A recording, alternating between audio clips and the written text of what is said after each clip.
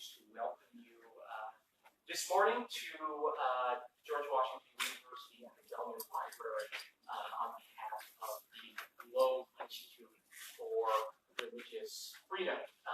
We have an exciting set of discussions today and a very distinguished list of panelists and speakers. And I really am, as I say, very, very pleased that you're here. This is our first conference of this kind, and along with first efforts go a certain number of hiccups. So if you have experienced any of these logistical obstacles, I do apologize on my own behalf. They are all my fault. And in fact, I want to take this opportunity to thank my assistant, Nikis Azizi, who has worked extremely hard over the last several weeks and months to put this together. I also want to thank Mark Tooley and the Institute on Religion and Democracy, who are co-sponsors of this event, and to thank the journal Telos and Telos Press, which published in the spring a special issue on the political theology of Martin Luther King and its relevance today. And we have, I believe, some copies of the issue here, which are available for purchase. If you're very nice to us, we might even give you a freebie. So if you're interested, please let me or Nikisa know. One of the advantages of serving as a sponsor and organizer of an event like this is that you don't have to say anything of any substance. So I will keep my remarks light and to the point. I had hoped to be able to make a joke about our location here in the James Hopper Reading Room of the Teamsters Research Center. It seems to me that there should be something funny to say about the relation between King and the Teamsters, but it's early, and as some of you know, I am the new father of an 8-year-old, and my ability to make jokes is somewhat limited.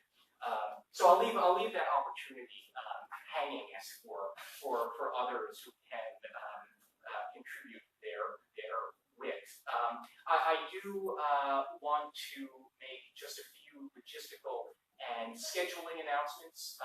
So you should find on your seat a copy of the program. It's mostly self-explanatory, but I do want to point out that if you are joining us for lunch, it will not be served in this room, but in the basement, room B105. Confusingly, room B105 is on level LL. Somehow the placards naming floors were never quite reconciled. And those of you who have seen an earlier version of the program may have seen slightly different times for the panels. These are the correct ones, and the time slots to which we will do our best to adhere. That, I think, is the only logistical issue that I want to address from the podium. Again, if you have any questions or the kiss of Darwin, we will do our best to deal with them. That means I get to do something fun now and introduce one of our speakers who will be delivering the keynote address later and will be moderating the first panel, and to whom I will turn over the podium now. It gives me really great pleasure to introduce the Reverend Eugene Effers III, whose name I have heard and whose works I have read for many years. He suggested when I met him this morning that we had been introduced before. That was very kind, because I don't think that we have but I'm sure that we've been in the same room in the past, because Reverend Rivers is present in many rooms, both in person and also in spirit. He is widely published and widely known as an activist and intellectual. He is a renowned worldwide speaker. He has worked on community development, faith-based initiatives, and domestic and foreign policy issues. That's a lot of different kinds of issues. Most people would be lucky to work on just one of those. He has also advised both the George W. Bush administration or both Bush administrations. I work with both. Both, and the Clinton administration. I was getting to that, but I wanted to make sure that I had the right one. So both Bush administrations and the Clinton administration And the Obama. And the Obama administration. So 4 presidents in a row on faith-based initiatives and in the foreign policy arena, particularly regarding the AIDS crisis in Africa. So please join me in welcoming Reverend Rivers, who will then introduce the panelists for our first session, which will be devoted to King as theologian. So,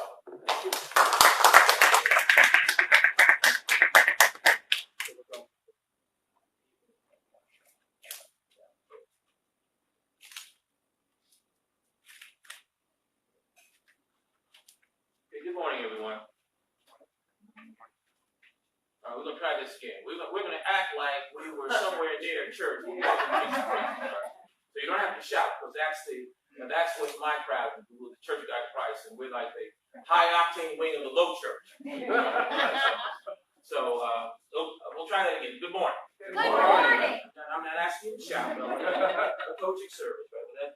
At least there's some pulse moving here. So my point is, my job, my assignment is to introduce our 3 panelists.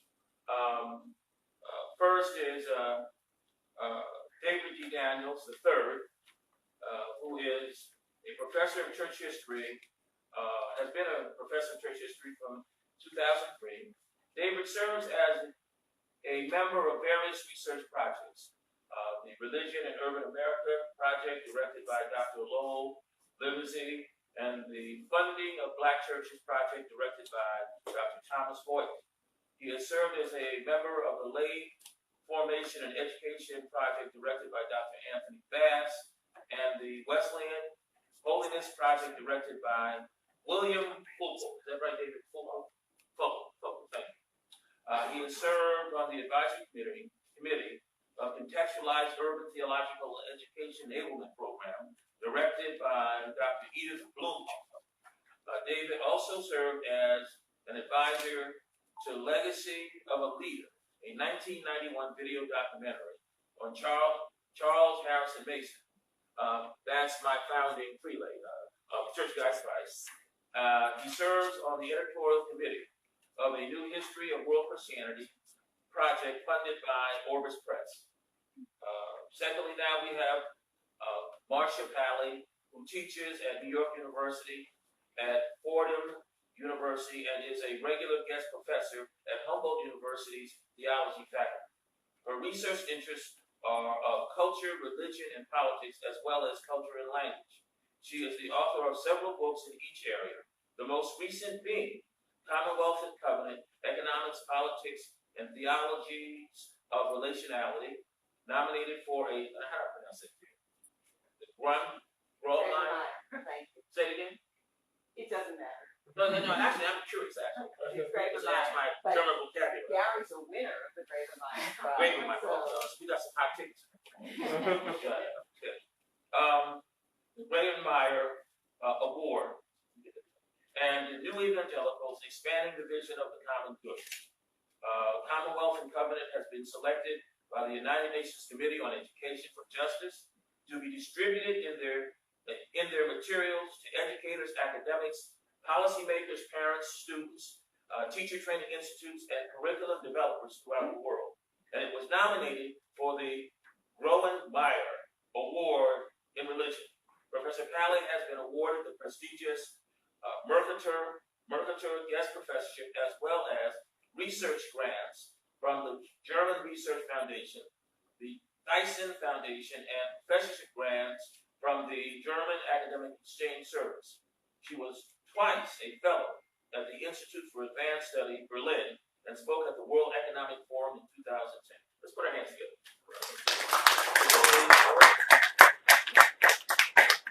Lastly, we've got, I need to express my bias. Professor Doran has just produced this amazing book on King that is a monster, and everybody needs to get it. It's an amazing volume. It's a sequel to a previous volume. 20 books, but this King volume is extraordinary, and I'm just very appreciative. Gary Doran teaches social ethics, theology, and philosophy, and religion as the Reinhold Niebuhr Professor of Social Ethics at Union Theological Seminary and Professor of Religion at Columbia University. He was previously the Parfit Distinguished Professor at Kalamazoo College, where he taught for 18 years and also served as Dean of Stetson Chapel and Director of the Liberal Arts Colloquium. In 2017, Dorian won the Graumeyer Award for his book, The New Abolition, W.E.B. Du Bois and the Black Social Gospel. In 2013, he won the Association of American Publishers Prose Award for his book, Kantian Reason and the Hegelian Spirit, the Idealistic Logic of Modern Theology. And so, let's give a hand for our students joining us. Okay. We need one more. Yeah. That's okay. Yeah. For our panelists, come up. Yes, thank you.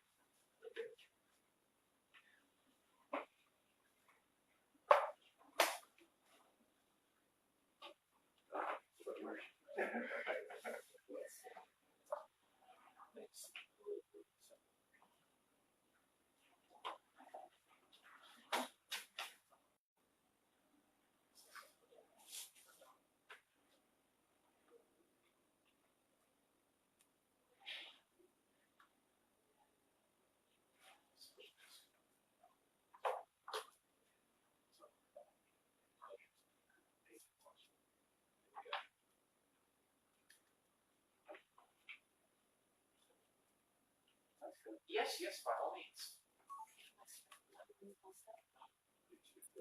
No, okay, this is not going to be. Yeah.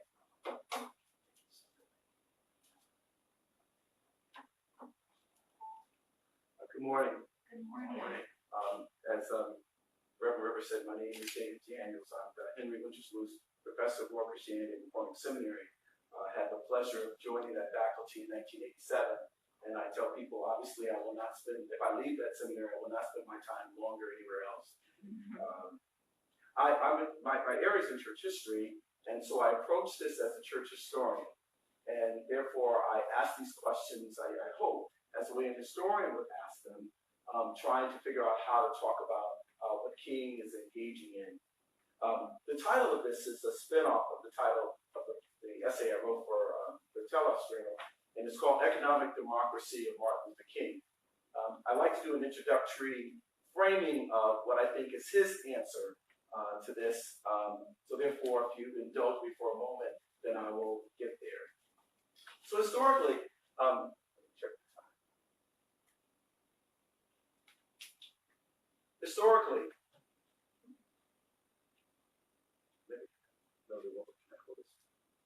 can you hear me? Yes. So historically, religion has often functioned as an instrument of legitimization and de-legitimization of key sectors of the society. For King, religion played this during the era of legalized racial segregation and discrimination.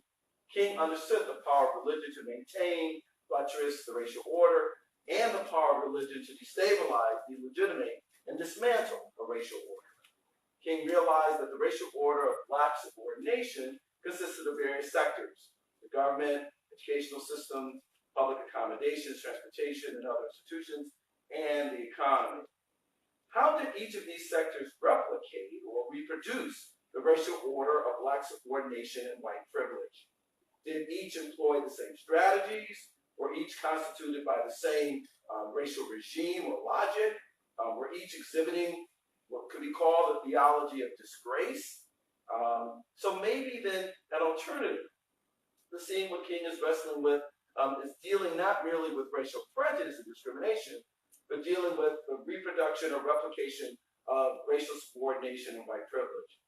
As a theologian, was there a role for grace, for instance, in reordering and restructuring these key sectors of the racial order? Otherwise, can these sectors of the racial order actually reinvent themselves? Do they have the capacity within themselves to restructure, reform, and reorient? So when King, my argument then, sees that the economy is one side of racial subordination and white privilege, how is it dislodged from the economy? Would a theologian then first need to interrogate how religion, specifically Protestantism, had legitimized the racializing of that era's dominant economic order? How it sanctioned the power dynamics that maintained economic racial discrimination?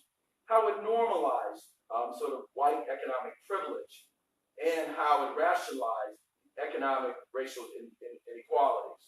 Would a theologian want to identify who might be the excluded class, as well as the marginalized class at the bottom of the economic hierarchy, and who's at the top? In this research, then, a prerequisite to designing strategies of dislodging the economy from these theologies of disgrace then would require this kind of study. How would King dislodge, then, the economy from the racial order of black subordination and white privilege? Well, King recognized that racial economic discrimination against blacks was understood as a means to protect the place in the economy that had been reserved for the white underclass. Black labor then was registered as a threat to the economic well-being of the white working class and maybe even the white poor. So would he then recommend replacing then this situation by finding a way of minimizing that threat? Or would that issue then have to disappear for another argument? As he is wrestling, would he recommend replacing restricted opportunities within the economy that had excluded African Americans with these new opportunities?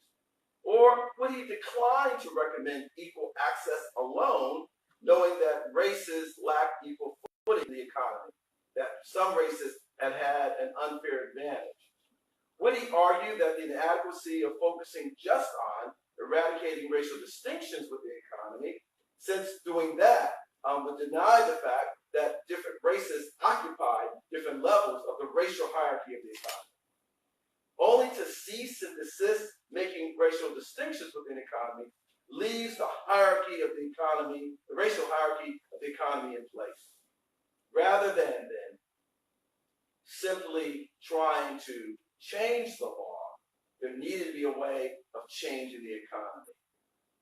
Maybe then, going beyond eradicating racial prejudice and bias, which often is seen in terms of individuals, would be too limiting. And maybe even focusing on affirmative action that could have been occupied with racial quotas as a remedy to past discrimination would also be too limiting, because even that would leave in place racial hierarchy of the economy that had been structured by economic disparities between the races. So what would happen to the economy? Is it possible to desegregate it? Is it possible to de-racialize it? Is it possible to move towards a post-racial segregation economy? Since race played a factor in sustaining the racially segregated economy to the benefit of whites, must race then play a factor in constructing a post-segregated economy that will benefit all races? Must all races then somehow be equal in power and authority within the economy? If so, how is that done? So is the vision then of this post-segregated economy's leveling or flattening of the racial hierarchy of the economy, in that there's a way of dispensing with the economic disparities?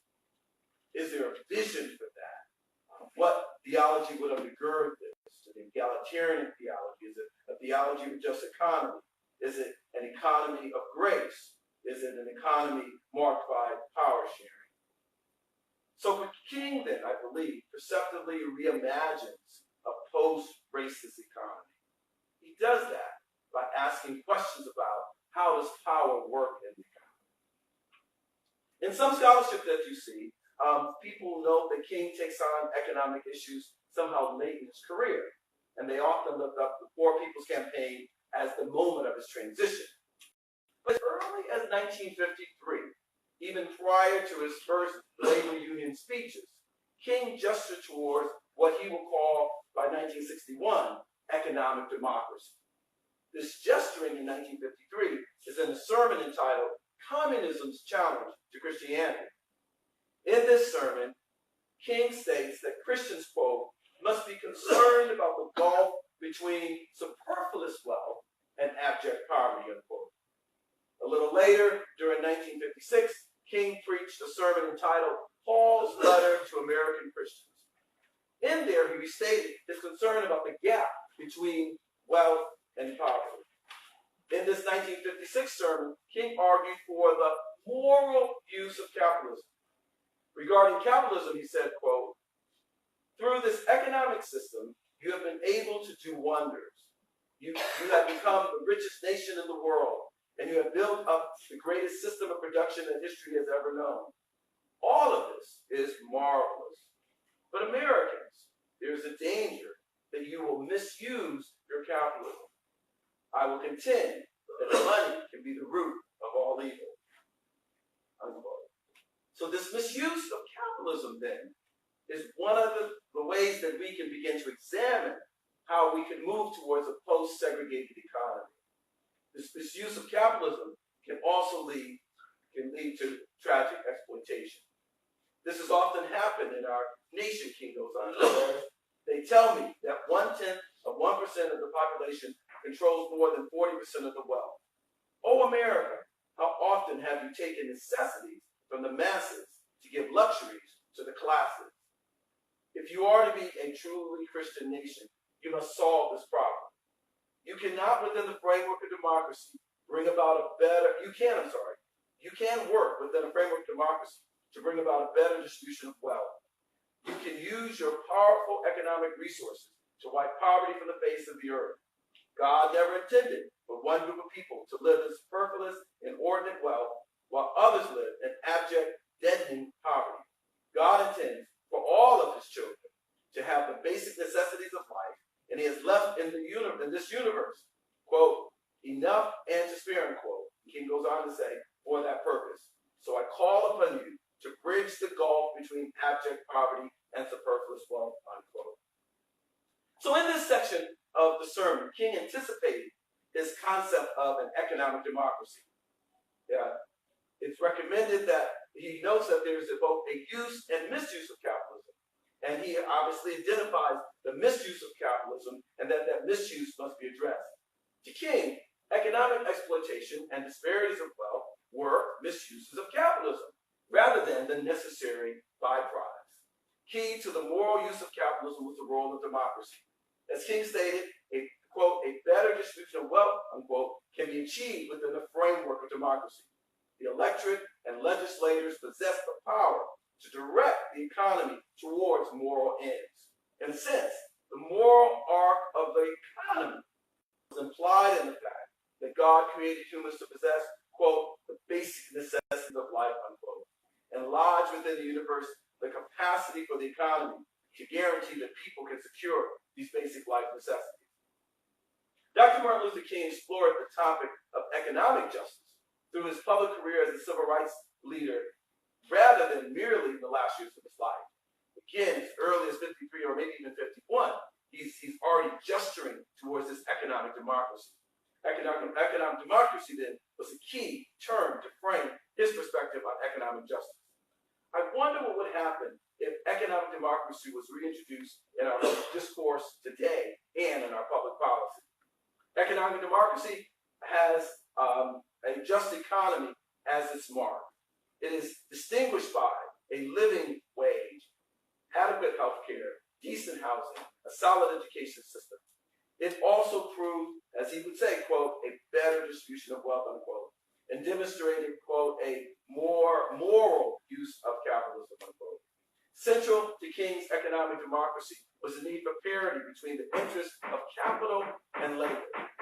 According to King, while the economy was reformable, it lacked the capacity to reform itself, to correct itself on its own terms. The U.S. economy, by design, privileges capital, privileges the capital sector. Capital sector also possesses a disproportionate amount of power to influence the economy in its favor. Exploitation of labor is the mark of unrestrained and unchecked capital for Martin King. The goal of economic democracy is, quote, economic security, unquote, for all Americans, in which are treated with dignity and afforded a decent wage. To achieve economic security for all Americans, King advocated full employment, and as we can see in the press, especially this year, a federally guaranteed minimum income. In order to create economic security by countering the economy's orientation to benefit the capital sector, labor had to be organized and mobilized to serve as a counterbalance to the privileged place that capital occupies. Without such a counterbalance, working people would continue to be underserved by the economy. However, according to King, more than organized labor would be needed to counterbalance the capital sector. Organized and mobilized sectors of citizens or consumers, along with civil rights groups, will be needed to pressure corporations and the federal government to move towards economic justice and to erect a just economy. So is there a place then for this organized sector of Black congregations to join in with organized labor, civil rights groups, and with organized groups of citizens and consumers? And therefore, congregations can also contribute to this counterbalancing of the capital sector along with participating in restructuring the economy. They do this by both delegitimizing capitalism that is misused and by legitimizing moral use of capital towards a just economy. The electorate then stands as a counterforce to, quote, unrestrained, unquote, capitalist interests. It pressures legislators to pass legislation that secures and expands what King calls, quote, prosperity for all, unquote. But then in economic democracy, Americans are citizens first, not consumers, citizens first. And it has precedence over capital and labor. The citizenry provides the oversight and through legislation guides the economy through economic justice. Without introducing a viable counterbalance to the power of the capital sector in the economy, large population of society, especially the working poor, and the poor of all races, will be underserved by the economy. They will be actually harmed. In addition to serving as a counterbalance to the capital sector and redistributing the power relationship between labor and capital, the parity between the interests of capital and labor plays a role in fostering, quote, a conscience, unquote, within the capital sector. When the right of capital is balanced by the right of labor, and the right of capital then can act with conscience. In a democratic economy, the economy operates more humanely, productively, and profitably when the recognition of the right of capital is on par with the right of labor, according to King. In a democratic economy, we address the structural causes rather than the problems of poverty. As economic democracy opens up new horizons and extends, quote, the frontiers of democracy, unquote, towards a just society. Thank you.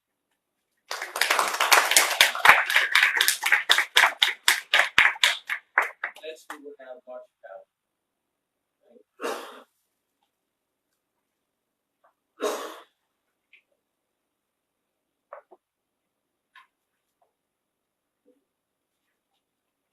You just bear with me for a second. I have to pull up my regards chart on the screen. And while that's happening, I would like to thank all the people who made it possible for me to be here and to convene this conference, Sam and Akiza, and all the people behind the scenes who perhaps whose names I don't know. Thank you very much. Let me just put in all the passwords and so on.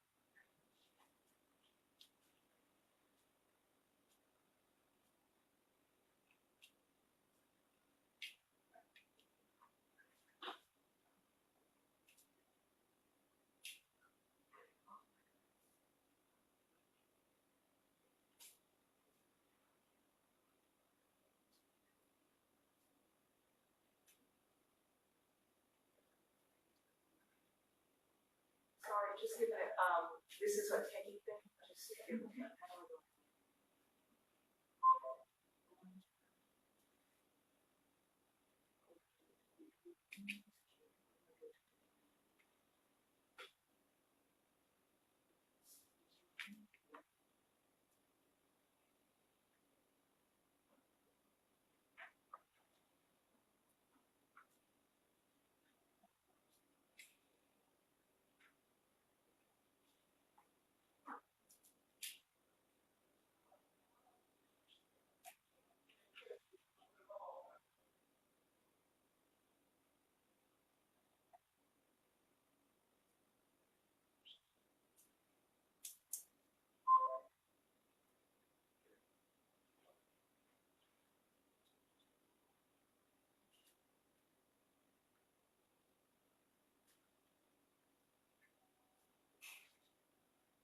sorry.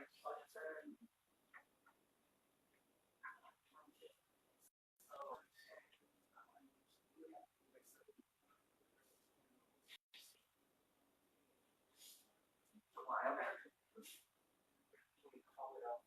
But then I got it, right? So I don't, are we connected? We are here.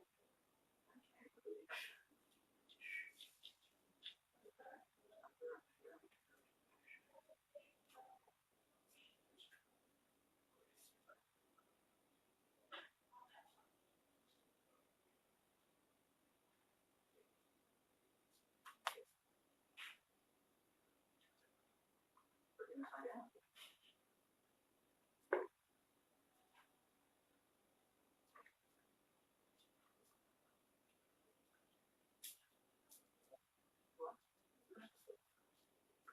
The microphone is on, so you're hearing all this complicated discussion about, is the text not working?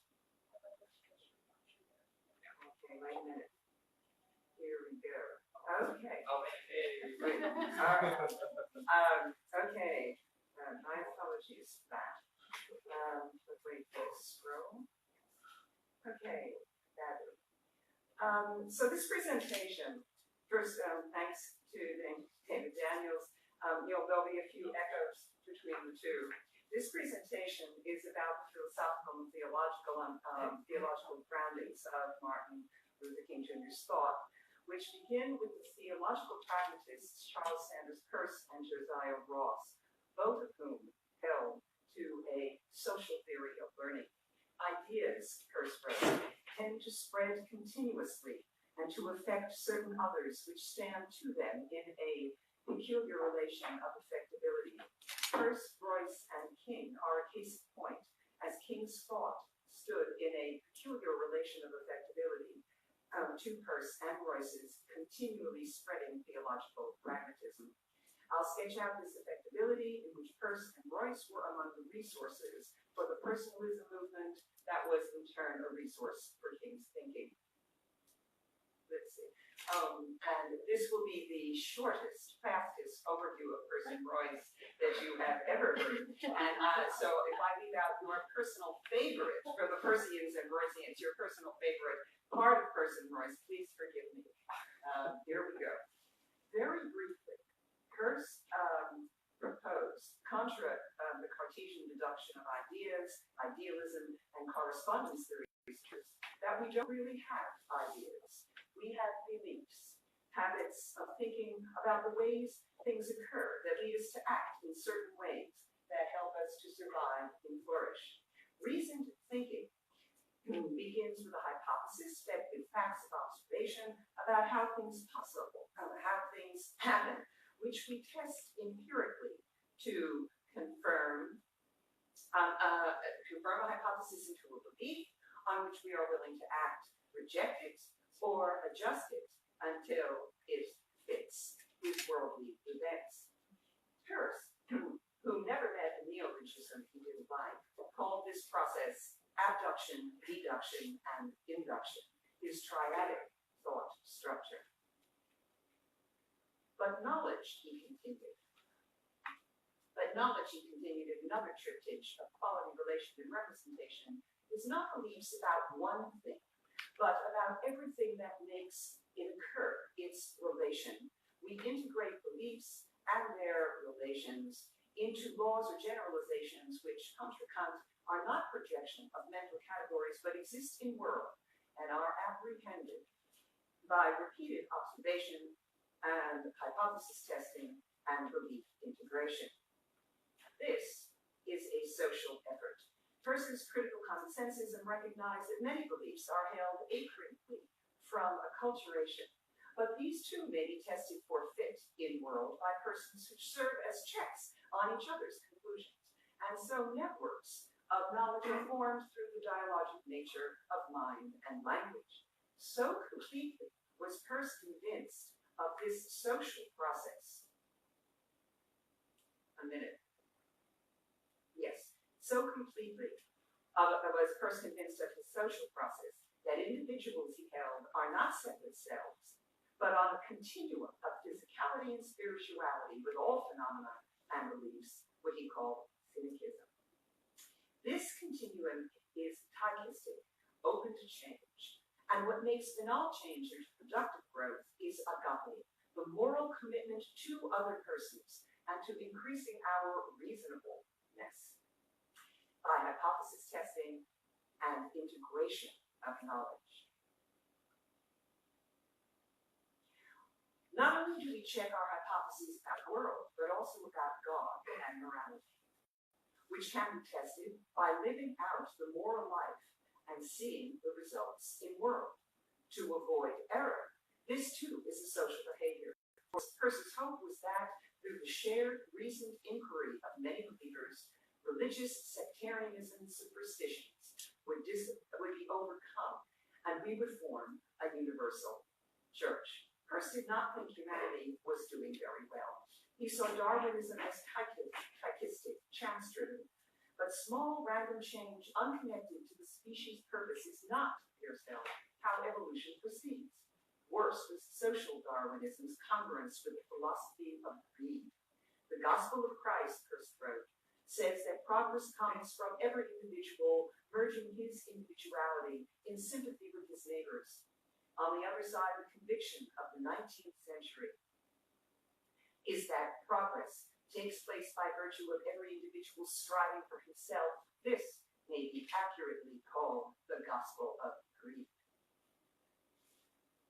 Josiah Royce had an on-off relationship with Peirce, who, on reading Royce's The World of the Individual, told the younger scholar to study logic because you need it.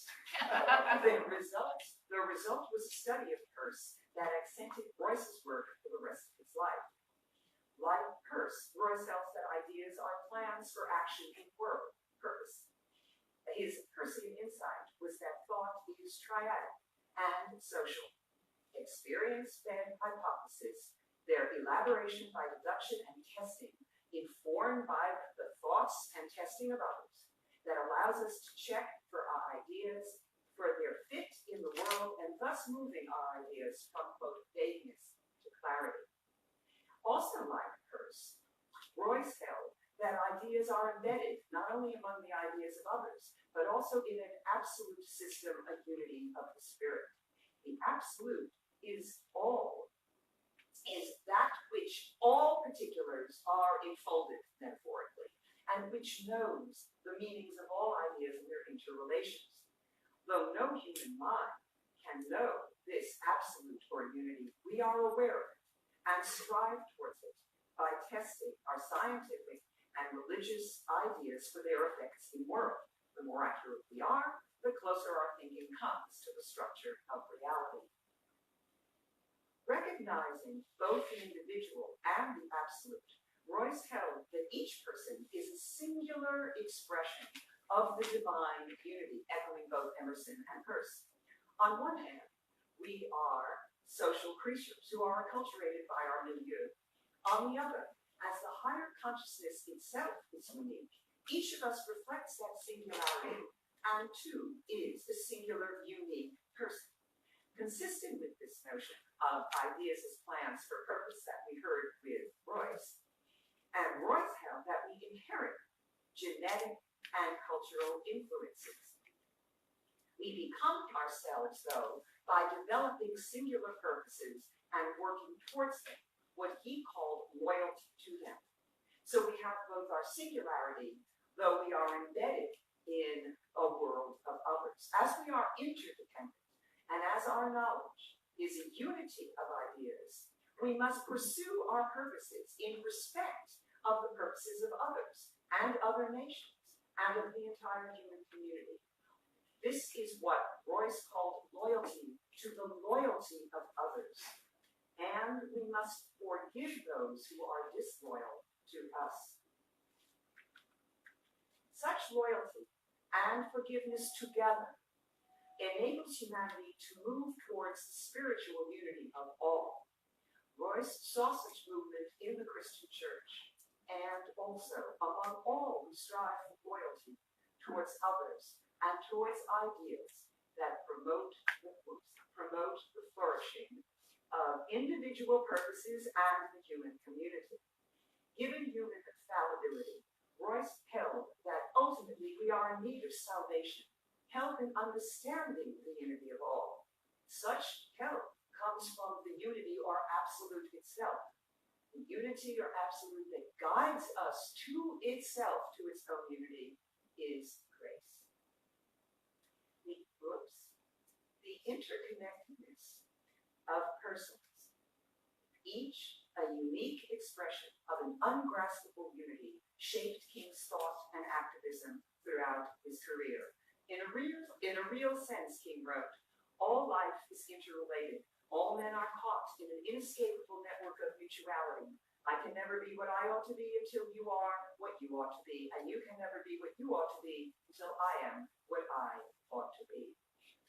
The influences on King were many. I will look at the Boston personalists Edgar Brightman and L. Harold Wolff as they drew on Royce and Peirce's theological pragmatism. De Wolf included Royce, as he built on Peirce, in his courses at Boston University School of Theology.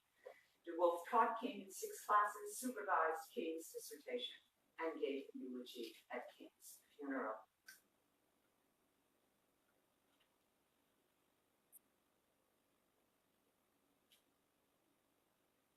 In Stride Towards Freedom, King positioned himself in the pragmatist tradition from which he developed his foundational principles. 1. The importance of human reason, the imago, thus the value of each person and the sinfulness of racism as it violates a person. His ontology of interrelatedness and agape. I'll sketch the genealogy of each of these very quickly, from the pragmatists to personalists to King. So if we start with Brightman, following the pragmatists, Brightman held that thought is the continual testing of societal definitions and principles against the standard of reasoned morality coming from Peirce in worldly outcomes. As with Peirce and Royce, he held to the integration of beliefs, ideas, and values into patterns that account for more of the system of nature and value, and which drives us towards greater understanding of the larger unity, or what he called mind, echoing the absolute unity of Royce. De Wolf, too, held to belief integration. From the patterns of logic and math, De Wolf came to the idea of the existence of a higher mind that encompasses such patterns. They must be then timelessly thought in a mind that is not human, but a mind after which human thought, at its best, is patterned. Mind is the ground of existence and the foundation that Darwinism does not explain, according to De Wolf. De Wolf had no difficulty with evolution, denoting only that natural selection cannot explain its own existence, which must start elsewhere in foundational mind. Building on these ideas, King held to a Roycean De Wolfian God, quote, a creative personal power in the universe who is the ground and essence of all reality. With Peirce and Royce, King held experience, idea, and purposes. Theirs the singularity and uniquely. And they are limited in their grasp of all reality, of the transcendent ground. Thus, we must submit our fallible ideas and social mores, such as segregation, to reality's ground and essence. A God that placed, quote, certain moral, immutable principles, like love and reciprocity, within the very structure of the universe. An unjust law came to find is a law that is not rooted in this universal ground, or universal law and natural law. These were the very laws that the pragmatists held are grounded in the universal absolute or mind, towards which we strive, and about which we can learn through reasoned use of our minds. Reason, quote, King wrote, rightly used remains the prize gift of man. Reason was the first building block in King's charge against racism. We are obligated to test racist ideas against their outcomes in world and against the cosmos' moral system, grounded in the absolute. Were we to do such testing, we would note the violation of King's second building block, the imago, or as Person Royce put it, each person is a distinct expression of the continuum of matter and spirit, that's Peirce, or a singular expression of the whole unity, and Royce's words. De Woolf, too, held that all humanity retains the spiritual nature despite fallibility, and is part of our ultimate spiritual unity. Moreover, De Woolf didn't see the logic of castigating humanity, yet praising God, in whose image humanity is made. King, with the pragmatists and De Woolf, saw something of the transcendent in each person. In 1965, he wrote, "The innate worth referred to in the phrase the image of God is universally shared in equal portions by all men, not only racism's victims, but its perpetrator. Quote, the person who hates you most," King wrote again early in 1957, "has some good in him. No matter what he does, you see God's image there."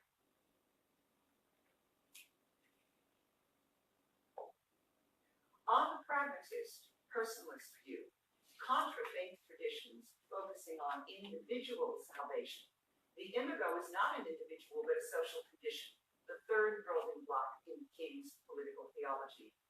It is not each person alone in God's image, but each in God's image interlinked with others. Peirce had held that individuals are not separate selves. Royce and the personalists, somewhat less dramatically, agreed that each person's unique contribute to networks of knowledge and purposes among persons.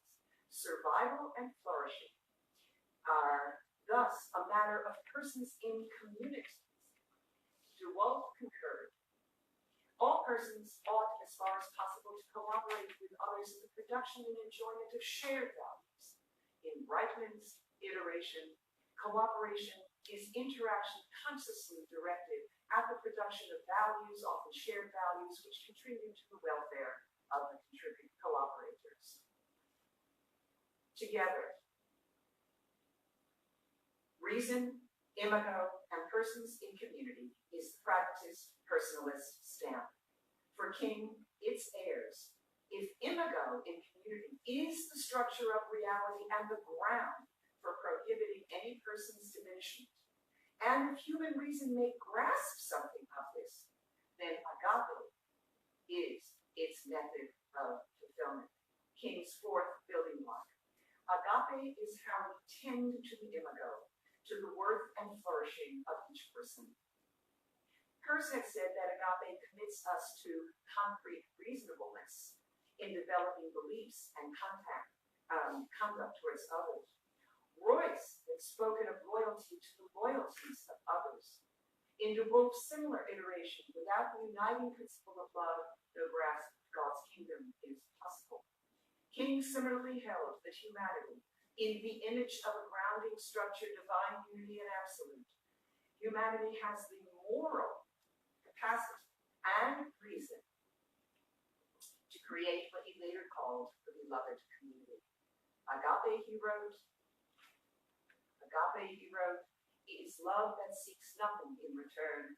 You begin to love men not because they are likable, but because God loves them, and he, the person, thank God, might be the worst person you've ever seen. This political theology, grounded in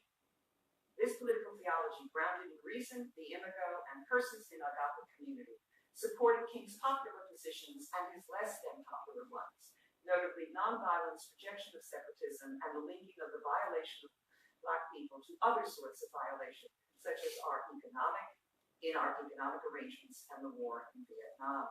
First, nonviolence. King's preparedness for Gandhi's work began with the pragmatist personalist stamp.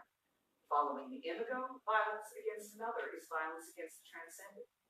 Following interrelatedness and agape community, violence wounds our capacity to address our interconnected problems together and closer to the ultimate oneness, unity, and absolute.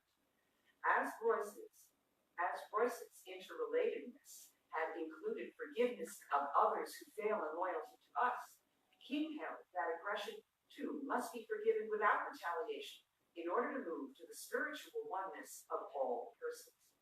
King could thus not endorse Malcolm X, Stokely Carmichael, or the Black Power movement wholeheartedly for all of their efforts to foster Black agency and pride.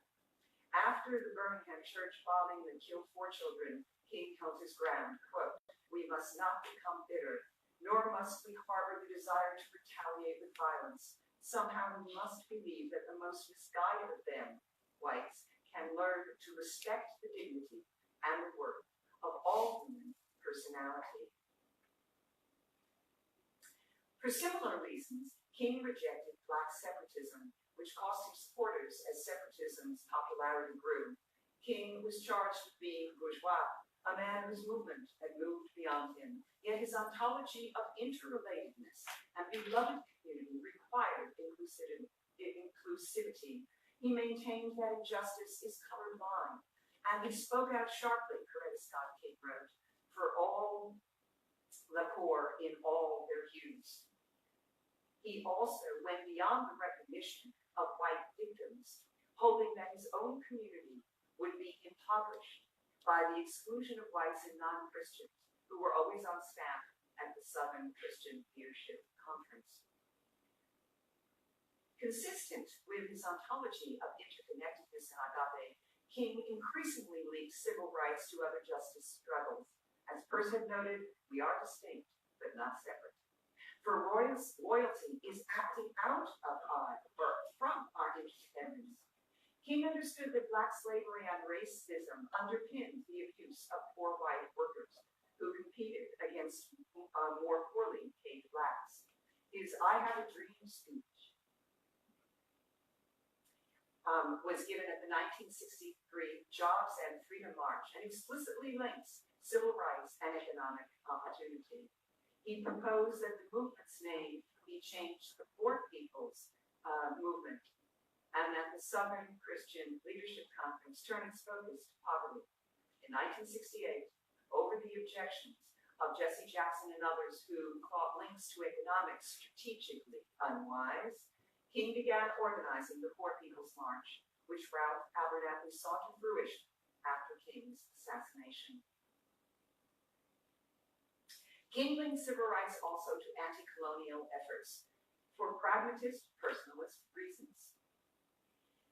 The universal imago, including one's enemy, is the first reason. The failure of both reason and imago community in opposing the mistreatment of African Americans, but not of Vietnamese. The illogic of using funds to kill rather than to improve life conditions. And the mission, echoing Royce, brings all persons to a unity of spirit. Justice is indivisible, King wrote, and injustice anywhere is a threat to justice everywhere. Still, many longtime allies, such as Bayard Rustin and Stanley Levinson, feared that an anti-war stance would vitiate support for civil rights from the Democratic Party and organized labor. King's 1967 speech at the New York Riverside Church against, quote, the giant triplets of racism, materialism, and militarism triggered outcries from the NAACP leader Boyd Wilkins, political scientist and diplomat Ralph Bunche, labor leader A. Philip Randolph, and media, including the New York Times, Washington Post, and Life magazine. For the public, however, the speech was one of the era's most ringing calls for justice. In conclusion, for King, the use of violence and failure to see the interconnectedness of persons was not only poor tactics, but violated the structure of the cosmos.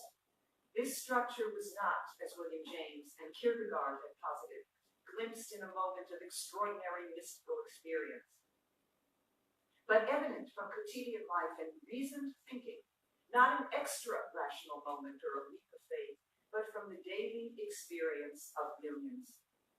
It certainly was for Dr. King. Thank you.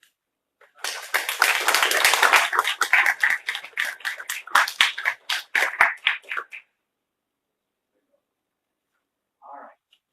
Thank you, Marcia. I think I don't need to stand up. I'm not sure you see me behind that thing anyway.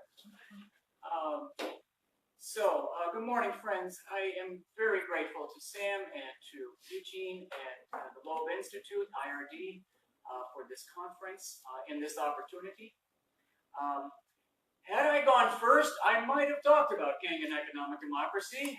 This is where I came in. It has everything to do with just my even having a career has to do with that subject. David and I have done a panel or two before, so I had some idea about what he might do, and we're soaked in very similar texts and considerations and the like. So I was very much sort of with him as he was explicating that subject, and I think he's right that even much of the fairly recent literature about King that talks about this later King, who talked a lot about economic justice, still doesn't really quite get that King was a social gospel Christian socialist his entire career. He came out of seminary that way, and it's in him all along. It's an insider's dispute about how much of what you reveal come out with, but that being who he is who he was all along, and he just got freer about saying so near the end because of the circumstances that were all around him. And then on Marcia's topic, I've also written a great deal about that as well, the whole post-Kantian line of post-Kantian idealistic, pragmatic sources that are in King. There is a way of telling this story that overdoes that part, and a lot of the early literature does do that, because that's what King did when he wrote about himself. Others sort of took that line for years to come. For a very long time, we didn't have literature in which people who knew more than that were very revealing. And so there was a fair amount of literature that did a lot about that personalist dimension. And so, of course, when there was a pushback against it, it was very strong. That came back against it and said, no, it's these other things. And so then we had a push and pull between that for years. I think it's only now we're starting to see the whole forest for the trees and are able to give this all a certain balance. And I'm going to call on Cornell West here in a few minutes to help me just even sort all of that out. These two presentations we just heard actually explicate two things that are just very deep well springs in me, and that actually in some ways, even though I've got all these books out there that sometimes look like they're not, anywhere near any of these topics, everything I've ever written has something to do with what we've just heard. So I think I'll start there instead of starting with my arguments about King, since you've already heard a fair amount about idealism, personal idealism, and economic democracy. I grew up poor, semi-rural, Bay County, Michigan, trailer park, dirt roads. I don't know anybody who talks about going to college or having something called a career or the like, and I didn't grow up in the church either. And so there were always two things happening to me in my youth that even remotely explain how I ended up having this kind of career and speaking to conferences like this one. And one was just the sheer arresting, confusing vivid, searing image of a God on a cross. Christian art, or those few Catholic churches I got into, just being struck by this. What is this about? There's something strange and awful and arresting about just the notion that the divine figure in this religion is about someone suffering and dying on a cross. God suffering on the cross.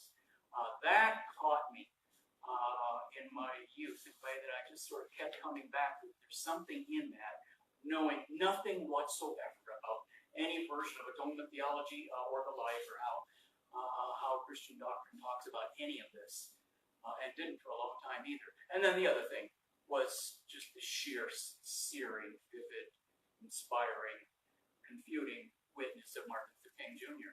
Growing up in a rural school system where we were just taught that America is just the greatest nation ever, and the exemplar, a model to other nations, and just learning about the civil rights movement and learning about King himself during the time when it was going on was something of a refutation of the line about how I'm supposed to think about my country. That was educational for me. It was also somewhat confusing years later, because since I don't really have a church formation, not being told how I'm supposed to think about these images and the like, King for me early on through junior high and high school is just, well, that's what Christianity means, right? That's what it's supposed to sound like. And so he has been that figure for me for my entire life. Someone who indeed speaks to, answers that question of what it means to follow Christ in our world. What does that cross business have to do with how you think religiously and live your life in this world now? And then these two stories kind of folded together in my junior year of high school, because that's the year he was assassinated. And now he's not only just this sort of prophetic figure that calls us to fulfill the American dream, or however else it's conceived, depending on which of his sermons or lectures you're going with. But just now, he's a Christ figure who died for us. So that was the basis, the touchstone for whatever sort of religious worldview I had when I squeaked into college, mostly to play sports. And it's still the one that I have. Then for many years, I was a solidarity organizer.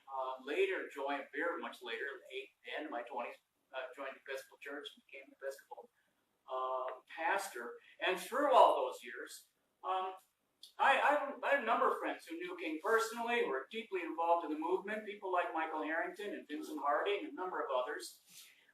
And so the King that they talked to me about, and I was just a sponge for everything they wanted to tell me about what it was really like, was not quite like what you could get in the literature. I mean, it was just these very things that we've been bringing out here, especially from Mike, but also from Vincent, talking about him in a way that you just couldn't get from the literature of that time.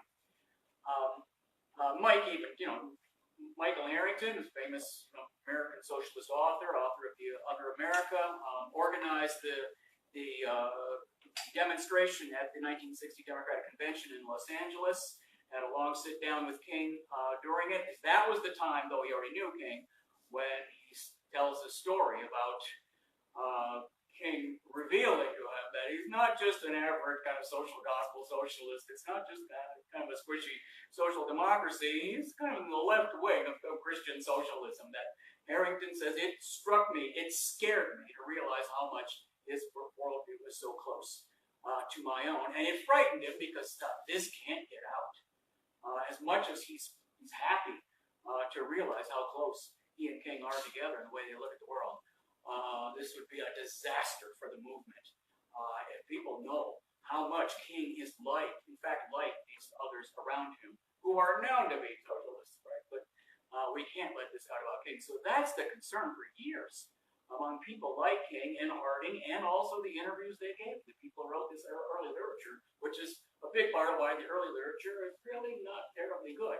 We start to get a better literature about King with the Branch and Garrow books. Now you're digging deeper into the King papers, And some of the insiders who had been kind of cagey or withholding about what they said now are more forthcoming. And then we get a wave coming from people like James Cone and others, and Cone and Garrow were close during that period, of correcting this imbalance that was there in the historiography anyway for years, because King did give this kind of seminary-oriented kind of white church version of his intellectual sources and background and how he thought. That did play for the audience that was supposed to read Stride Toward Freedom, at least much of it, but which just doesn't dig at all to the actual black church sources that are in Martin Luther King. And so certainly people like Cone and Garrow helped with this, and others helped to finally dig further back into that. And as I say, yeah, there was some overcorrection that occurred there. You can read people saying, "Oh, just making light of or even denigrating the work that King did when he was at Crozier Seminary and Boston University, and saying, oh, he didn't really care about that stuff, and he just mimicked his teachers, and personalism is, those personalists all inflated the importance of what they did and how much the personalism was in him. So we have had these sort of years of back and forth of just sort of trying to get this right. And so I've got, various books out there that have been trying to steer through all of this. Over the years, I've got an argument about the black social gospel tradition per se, saying that Martin Luther King Jr. did not come from nowhere. That there are these sort of wellsprings in him that are most importantly the black church, but then other sources as well, that helped him to be this unique figure who holds together movements, organizations, parts of the country that have no history whatsoever of working with each other, but who are able to do so virtually through him. I mean, who sort of plays this role of being able to speak to multiple audiences and always as himself, not walking in and having to say, oh, well, I'll be right now, the way politicians do. I mean, he's just always fully himself, and yet always drawing on all of what's in him. You see it right away. As soon as you have the Montgomery boycott in its second date, well, really, it's first night at Holt Street. We call it the Holt Street Address. He had 20 minutes to plan the Holt Street Address. On the way to Holt Street Church, he has to ask himself, what do I do in this moment? And he's channeling, yes, all of his background and his education and thinking of what Benjamin Mays would do in this moment. Right now, his mentor at Morehouse, and the thing he said to himself, it's just, I think, so telling about King. He says, I have to be militant and moderate at the same time, right? Well, that's so King. So sort of grasping of the moment, how he's got to be inspiring, courageous, simply standing there that night, willing to be the one who stands up.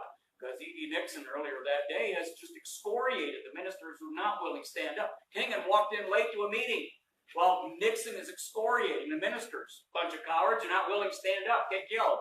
Right? He didn't like being excoriated. Don't call me a coward. And that's how history turned in a moment with King coming forward at Holt Street. I think that's so tellingly him, that to be able to hold together these two sides in exactly the way that he did at Holt Street. Makes 3 runs. He runs out of metaphors for his third run, so it kind of ends abruptly. But by then, he's got them all on their feet.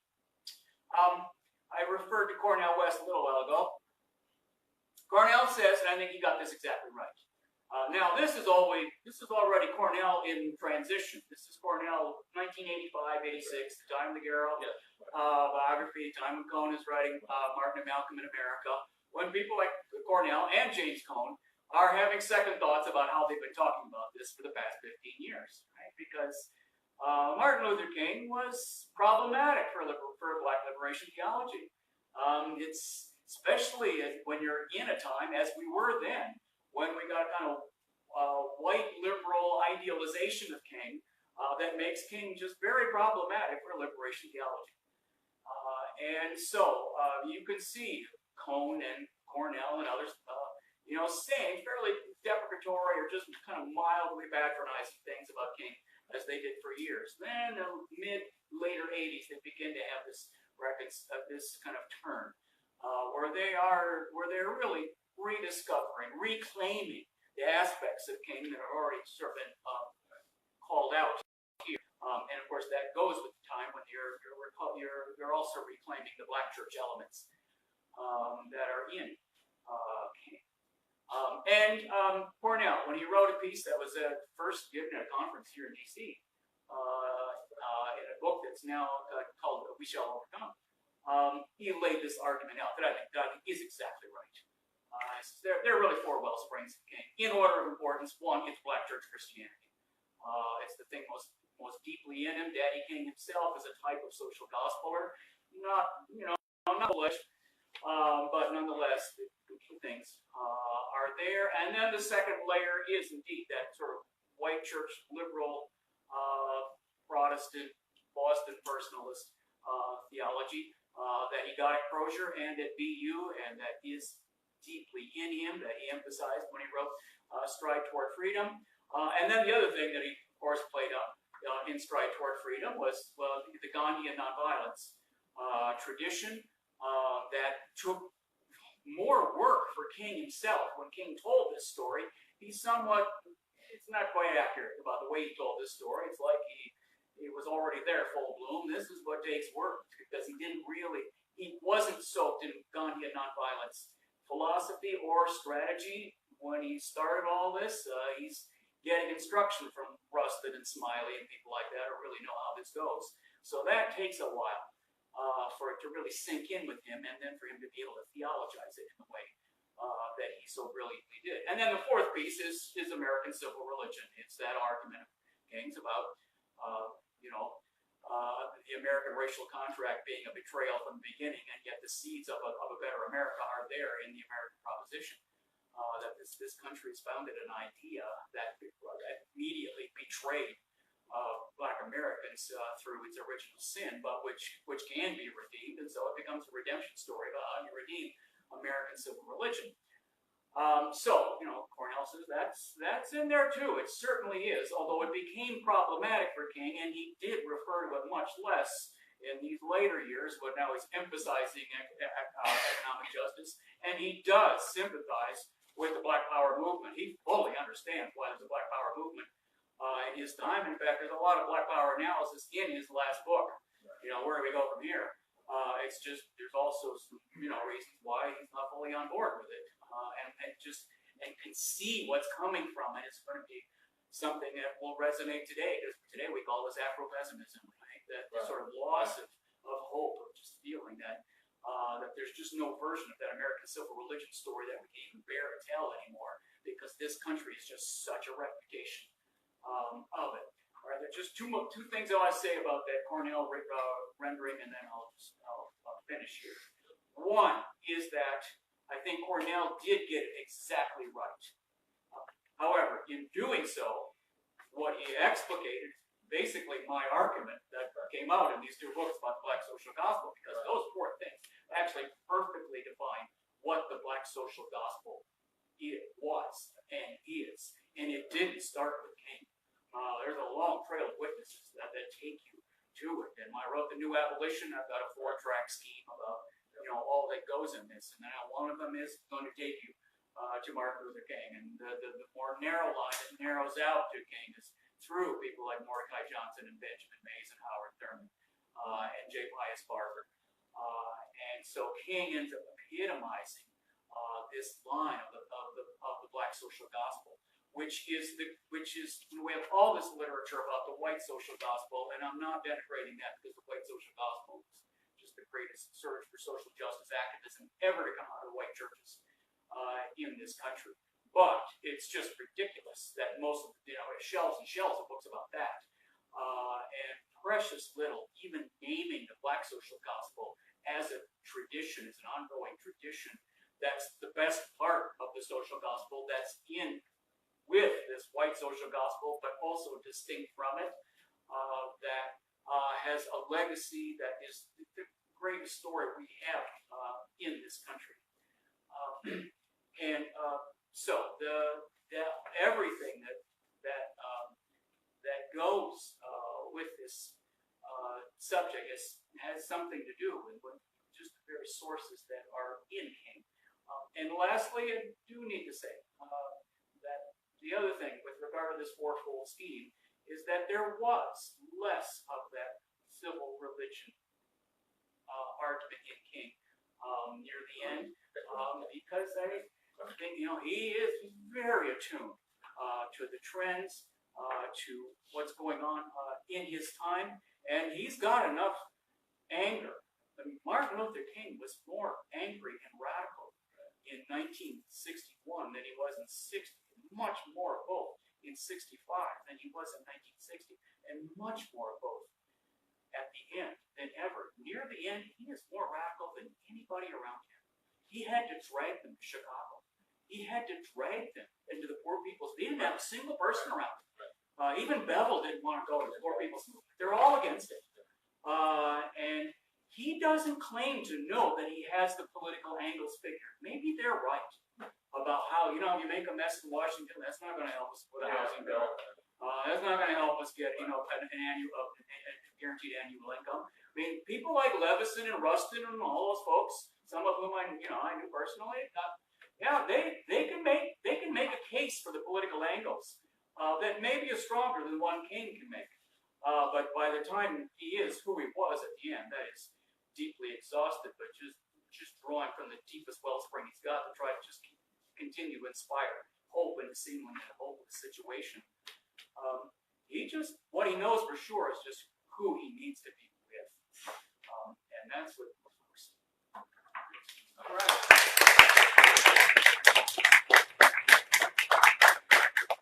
For me, these were amazing presentations. Just a quick autobiographical note, which will explain sort of why this is so important to me. Real quick.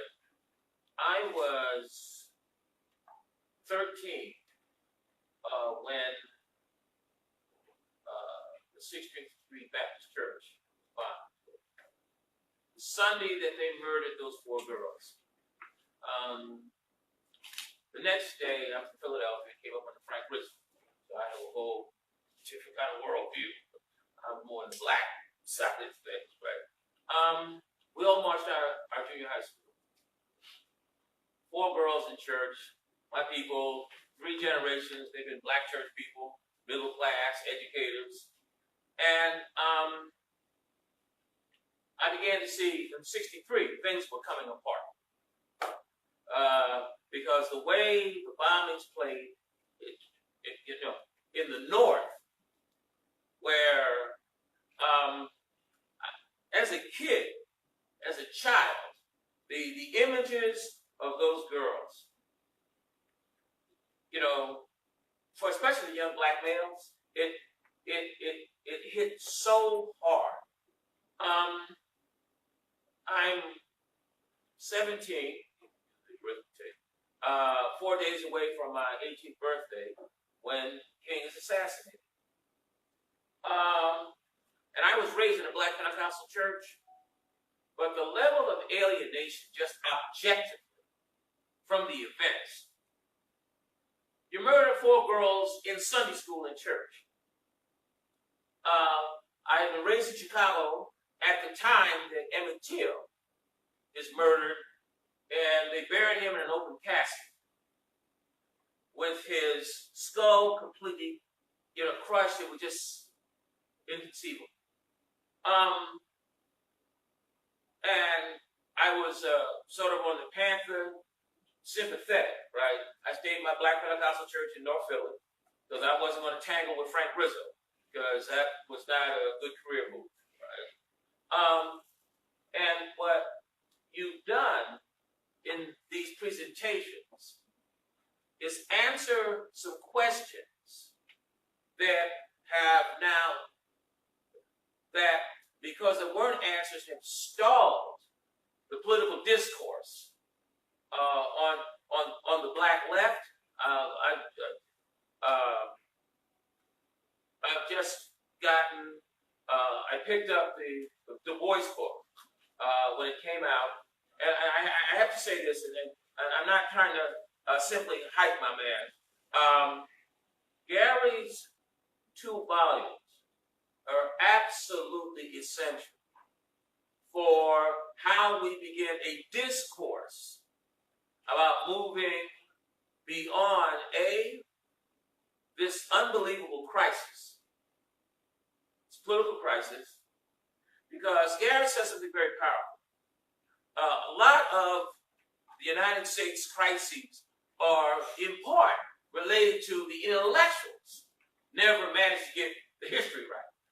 If they're the elite class, the new class product, if they're the custodians of the ideas, and they botch the history, just get it wrong in so many ways, it makes a difference because there's a trickle-down effect politically in terms of the populace. So with that, and so just in terms of our discussion,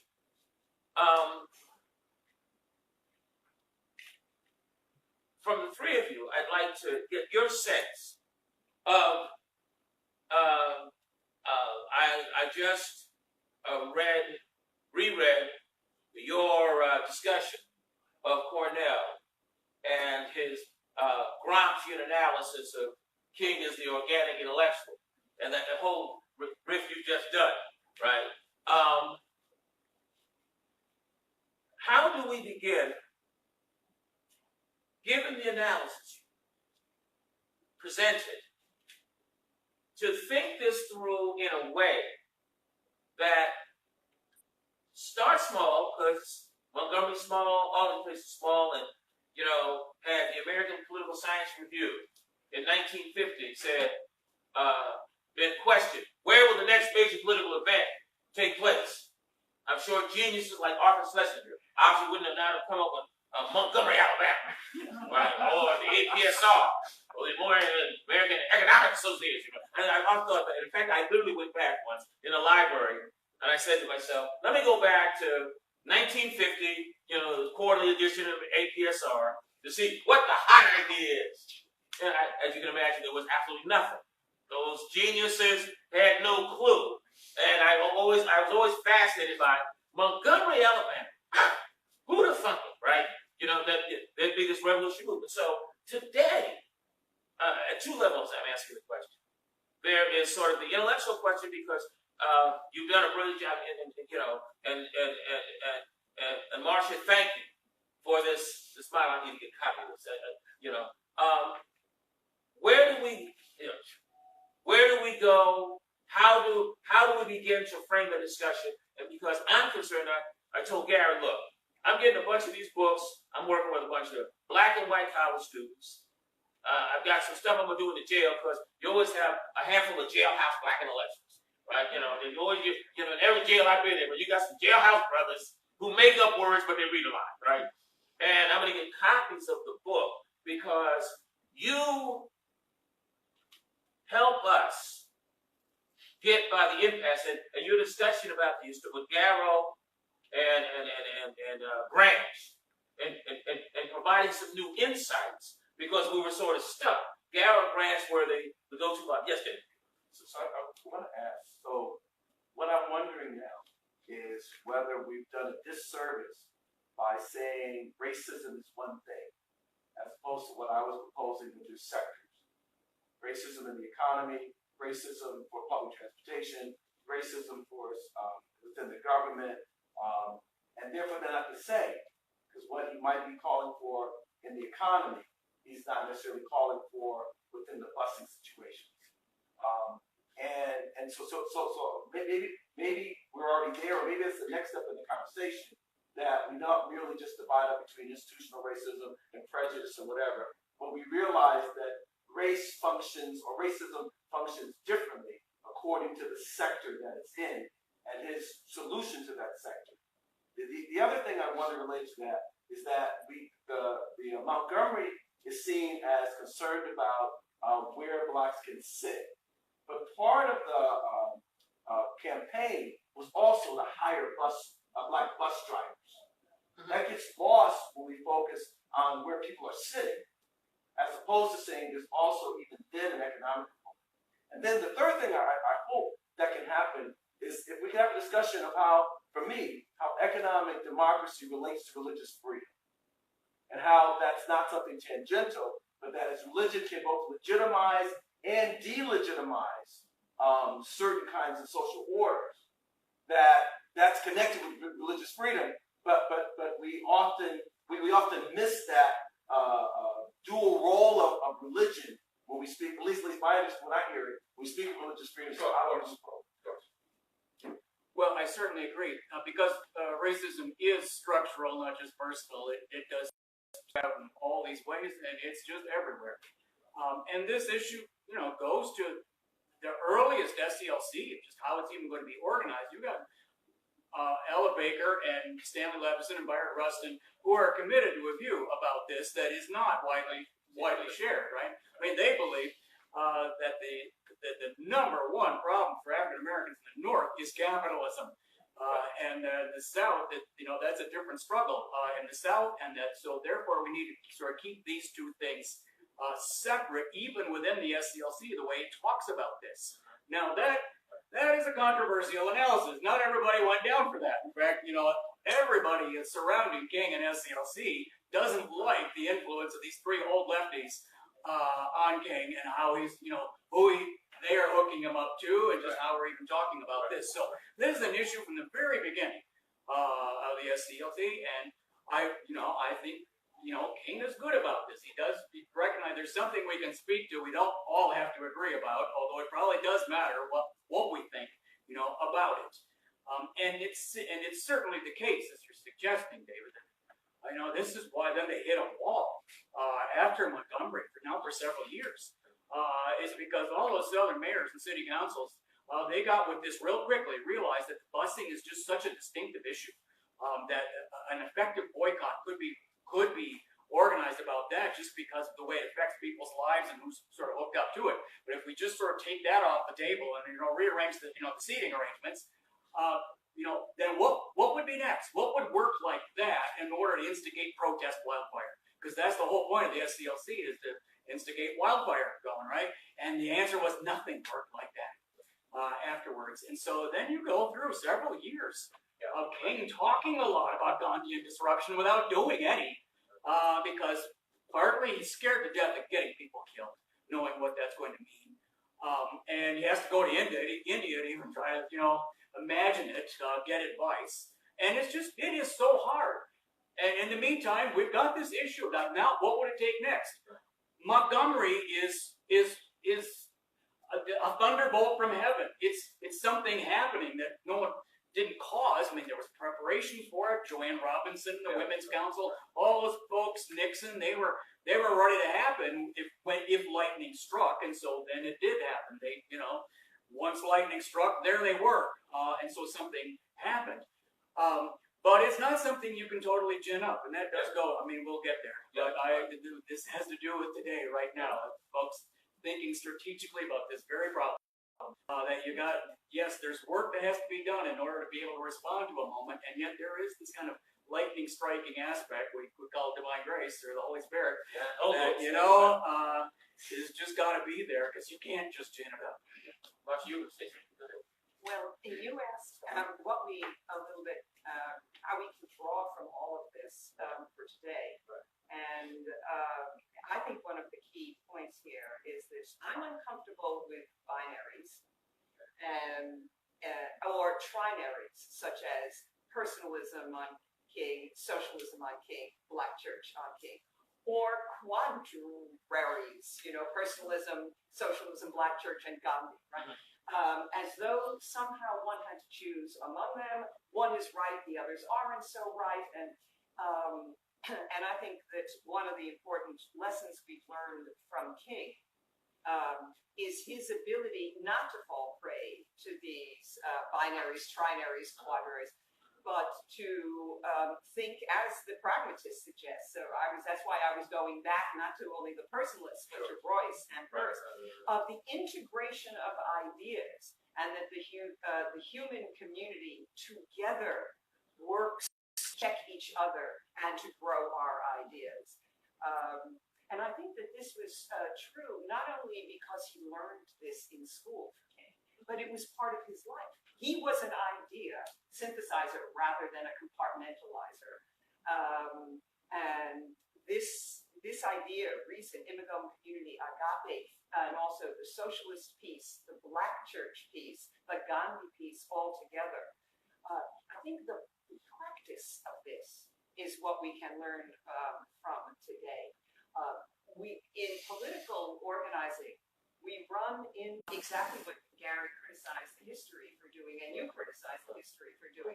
It's got to be this version or this version. And if it's this version for 15 years, there's pushback, and then it has to be the other version. And then there's pushback against that, and when in fact it's never one or the other or the third. And binary, trinary, etc. thinking not only divides ideas, it divides people into camps, schools, etc. And this, as we know, this is a problem in the current Democratic Party. It's a very serious problem, both separation of ideas, people, and groups in our entire political system, including across the aisles. This is one of the deep fissures today, which I think we need to get out of the idea and at the personal level. Michael, and we should open it up, right? Thoughts, questions. I got a lot of questions. What would be cool?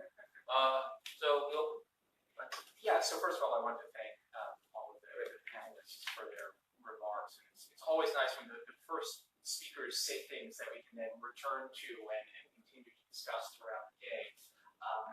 But I want to use my prerogative as host to be a little bit provocative and to ask whether there isn't an important distinction that we haven't talked about, which is the distinction between society and the church, or society and religious community. I mean, it seems to me there are a lot of the words that have been associated with society or social in the presentation so far.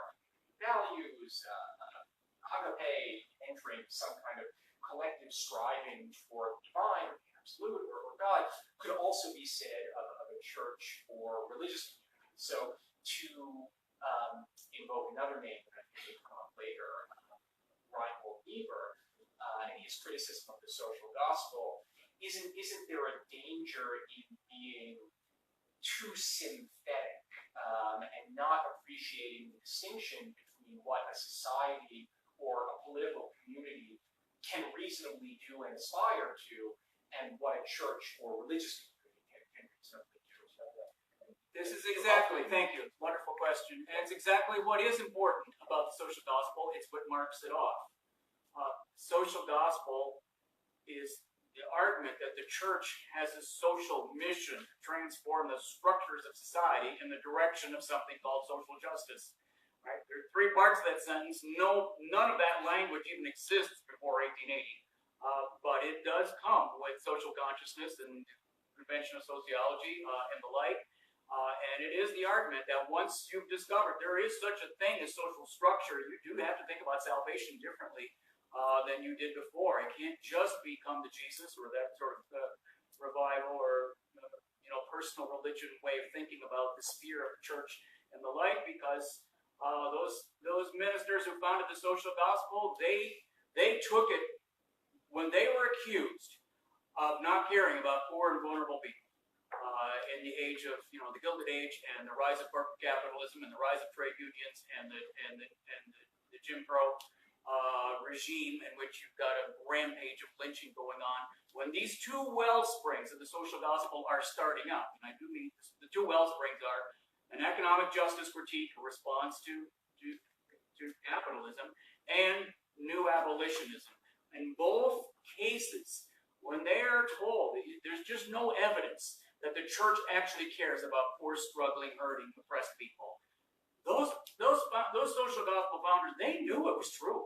The social gospel is all about just changing this story, about showing that the church could be involved in those things, that the gospel does have moral meanings that go to that sphere, that we're not just in this church world. And since Reinhold Niebuhr has been invoked, I need to say here that Niebuhr is bitterly critical, is brilliantly critical of the idealism and past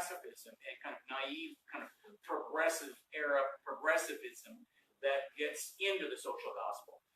He's just devastatingly brilliant about that. But the way I've just defined the social gospel, what it's about, Reinhold Niebuhr was a social gospeler to the day he died. In fact, he is in a career that has no history, no basis whatsoever except the social gospel, which he knows. He does not dispute that at all. He has this argument with his brother. I mean, his brother sees it. Says there's way too much social gospel still in your thought. Have you ever written Moral Man and Moral Society? Well, because Moral Man and Moral Society is not a refutation of social gospel. It is the social gospel critique of idealism and pacifism and progressivism. But not that. And meanwhile, the social gospel, both in the black church and the white church, it's something that can get you in trouble.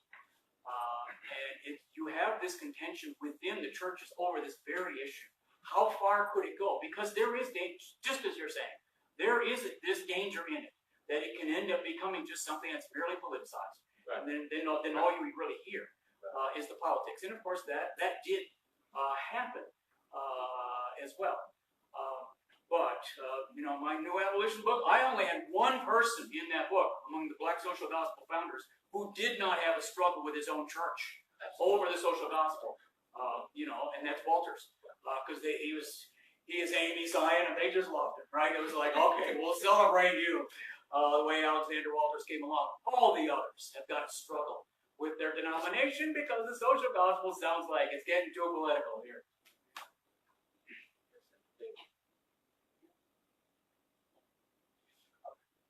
I think if religion can both legitimate and delegitimate, it's already involved. And so even at the most, when we try to not be involved, there's still a question, are we providing sanction? So I think that's where it shifts the question then what we should do. I do think the other part is an interesting thing about talking about King and the Civil Rights Movement is that we're not speaking of a imaginary. We're speaking of an actual dislodging of certain kinds of racial structures, and we also dismantle the legalization of racial discrimination. It doesn't mean that racial discrimination hasn't happened afterward. It doesn't mean that we are in a resegregated society, but it's not legal. This might be done by de facto.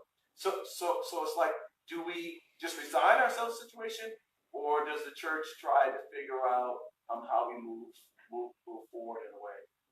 The second thing, though, is if we take King's analysis of what's the power structure in the economy and where does it lie? So Citizens United seemingly has put the weight on the capital side.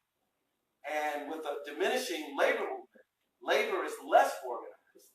And then we never had a strong consumer organized movement.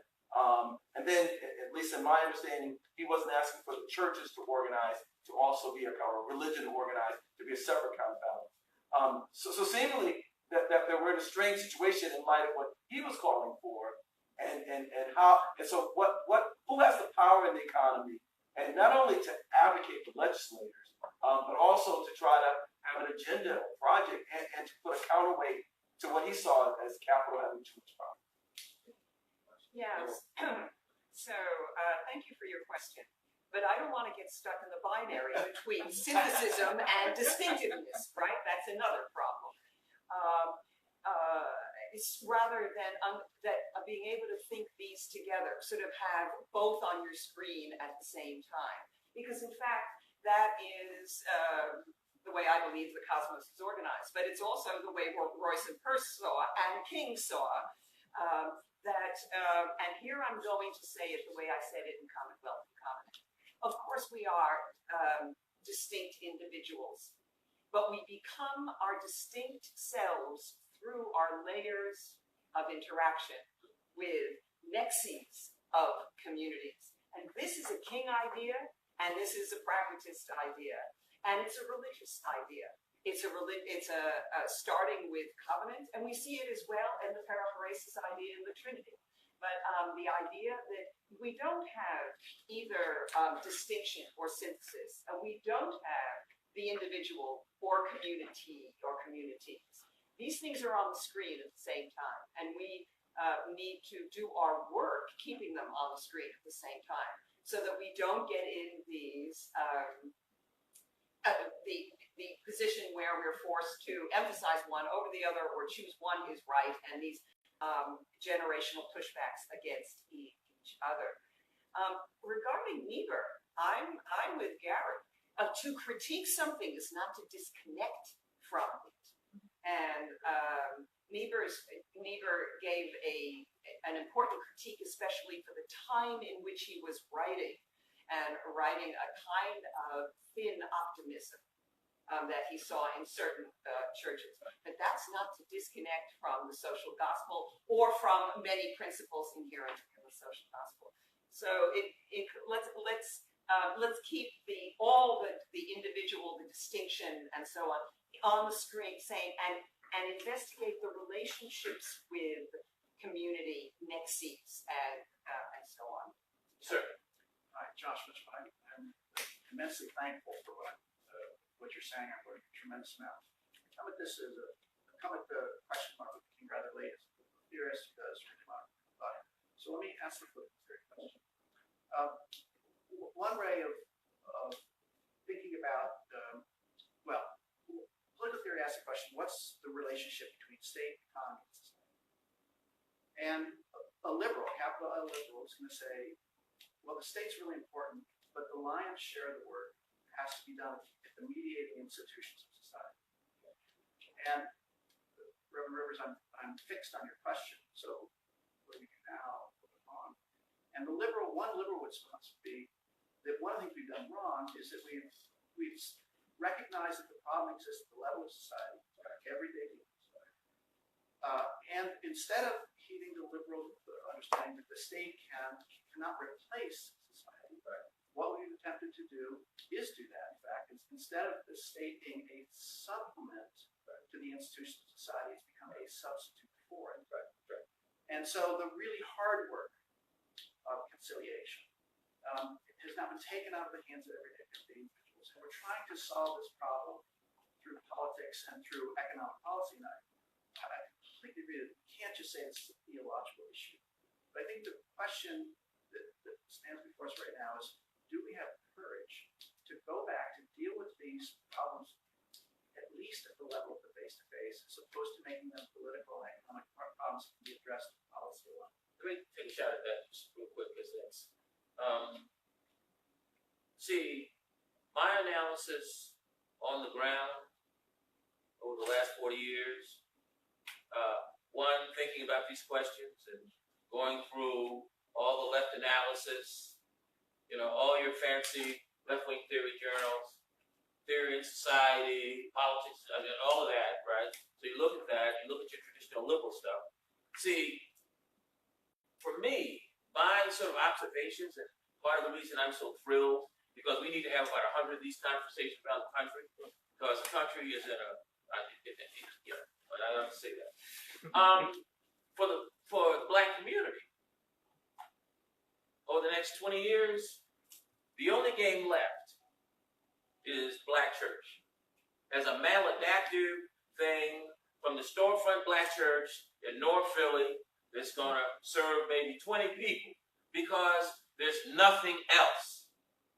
The option is, and back to your buddy Cornell, for me, politically, the most interesting essay that had utility in the Black community was Cornell's piece, Nihilism in Black America. Because he identified something that no one would speak the name. I mean, from the popular culture to the present. And so, for 40 to 50 million Black people, which is what it will be maybe 20 years, the only game left on the ground are going to be these faith-based institutions, Muslim, Christian, whatever, right? Because existentially, if you go to any place that you shouldn't be found and really don't want to go, and look at the living conditions, that's all you have. Now, there need to be some connections made. I mean, in fact, Gary's stuff, I got a bunch of folk in the, and in fact, part of my thing on political theory is going to be the hood's eye view of what this political theology should look like. moving forward. And so, yes, you are correct. The game has changed. In fact, what John DiIulio did with the faith-based thing with Bush, that really was the play. And it was simply, because I spent a lot of time running around with Catholic boys, right? So I understood what subsidiarity was. I said, well, that's a good fancy, Catholic term, and the brothers will take it, right? So we'll do subsidiarity. We'll call it subsidiarity because at the end of the day, that's what it amounts to. And so subsidiarity, these mediating institutions that interface with the state is absolute. I mean, and here again, that's just the fact. Julio had this great principle, right? There was a text. He says, if you go to North Philadelphia, North Philly, the 22nd and Lehigh, not a good place. And he says, and you have an option to choose where your car breaks down. There's the liquor store and the bar, or there's the Deliverance Evangelistic Church at 22nd and Lehigh. You fit it, right? And so part of what you folk are doing is bringing a level of reality, and this historiographic and historical work that you've done is absolutely essential. Because if we don't get the story right, there are all kinds of confusions. I ran around for about 10 years hanging out with Bob Moses and his flat leadership model, right, coming out of the SNCC wing. And I took that SNCC model of flat leadership into the hood. And the hood told me, we ain't buying that. There better be a leader somewhere, right? I don't care what Elevator said about strong people don't need no leaders. He said, and this is a drug dealer. He says, but weak people do, right? Great philosophical insight, right? So right now, this discussion is so important because the political landscape with the decomposition of the Democratic Party, which means that blacks are out of the game twice. The Democratic Party's gone, and they don't have a strategy for trying to negotiate with Nebuchadnezzar. They don't know what to do. And they don't know how to play the game. Whether or not you should do it is another thing, right? So you are correct, you guys give your responses. Well, I'd say firstly, with regard to the political economy aspect, King did say that he thought this country could use a stronger dose of social democracy, European-style social democracy. He just said that as plainly as you could at the Frog March. That's probably a smart way to say it. So that was, that's what it is on that score. With regard to the church issue, certainly he's an every week preacher, and scholarship about King that don't see him as fundamentally that just don't get him at all. Right. But of course, he's in a context in which not just he, but also Benjamin Mays and others like him in his circle, they think of this church as this colossus that was kind of a sleeping giant, but nonetheless being able to move this thing. That's so much of their rhetoric is sort of motivating in just that way. And then for me, in some ways, that's the greatest gap between sort of bridging the world I've grown up in and know and the one I'm writing about with them. I mean, when Niebuhr retired in 1960, 50% of Americans belonged to a mainline Protestant church. Today that figure's 7%. And so the way that just is talked about is just couldn't be more different. And to put it in a fairly sharp way, I think the loss of liberal Protestantism in this country was a catastrophe for this country. And it's not because liberal Protestantism was so great, because it wasn't, but for what it left, for the work it was doing and the potential ahead, and then what we've got as a consequence of its loss is just catastrophic for this country, and it has a lot to do with what we do spend our time having to deal with. Now we got all the white. Yeah. And so the last, with regard to that, I've spent the last couple of weekends in Raleigh, North Carolina, where 150 blessed souls are trying to gin it up, right? And they've had me talking about the history of awakenings in this country, because how did it happen before? And what are the arguments about it? And so on. So I've been, giving them all this kind of thing, and hooking into the Black social gospel and so on. But what I just keep coming back to with them is, folks, and I'm just in the mode of trying to buck them up, right? Don't, hang in there, because God bless them. They are, they are inclined to denigrate their own efforts because they compare them to this story, that we're telling. And I have to tell them, what the rock you are trying to push up a mountain right now is so much harder than what they had, because look what they had to deal with. Churches that just don't even exist anymore. So I want to make 2 points. One about your initial comment about what do we have here? Do we have a state embedded within a civil society, or do we have a state running civil society? The notion that civil society should be the heavy hitter is an American idea. In most of the flourishing social democracies of Europe, where I spend nearly half a year every year, come to their social democracy, which we admire, from highly statist traditions. It's possible to get there, where the state is the responsible agent for advancing society for all and also for organizing religion. Americans get allergic to this idea.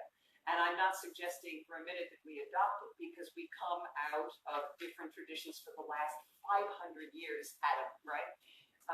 But that the idea that the state is responsible for a social market economy and for peace among religions is a flourishing European idea, and much good has come out of it. To come back on this side of the pond, our tradition is that civil society is the heavy hitter. I'm concerned not so much that the state is running society, but the market is running society, with abetted by and with the help of a certain pernicious version of small governmentism in this country. Small governmentism, localism, Tocquevillianism, voluntary associations have contributed much the best to America. But there is a pernicious version of it where the government not only steps back in the sense of deregulation, but to the extent that it functions, it actually creates policies and legislation to allow the most greed-prompted versions of the market to flourish. And that's, I think, that I think was a concern of King, and it was a concern, one among many concerns of the social gospel, and I think it's a very important concern today, where the market is being bedded by certain political policies. And I'm very glad you mentioned subsidiarity. That's the first thing I wrote down when you said mediating institutions. To the extent that we lose those mediating institutions, unions, churches, parent-teacher associations, etc., we are left with a neoliberal market in its worst forms, abetted by a government, and the individual cannot fight that. One needs strong, substantial, and robust mediating institutions, and the devolution of those, including the liberal Protestant Church, which was an extremely powerful mediating institution for all of its flaws through much of our history. The devolution of those is a disaster. It is appropriate. Yes, I'm sorry. One interesting point. Well, I'm sorry. Actually, I have good news and bad news. Good news is that our lunch awaits us. The bad news is that we have to conclude the formal part of the discussion. So, David, you want to weigh in? Okay, so let's head downstairs to B105 for lunch, where we can keep talking. We will reconvene in this room at 1:15 for more discussion. So thanks very much.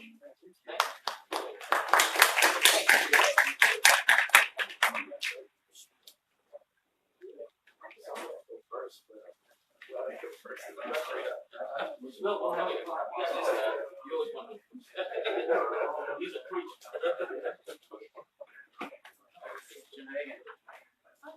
It's usually the longer version of this is in the So you did that.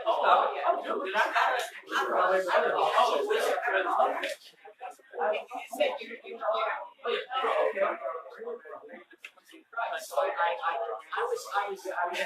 sure that I would. I'm finding voice. Something on my stomach. This is so cool. So when we came in here, I was like, why are there trucks in this university library? Now I know. Isn't it? And it really is cool. I love semis. So we got trucks over here, Yeah. and then we got some. From the real old days. See,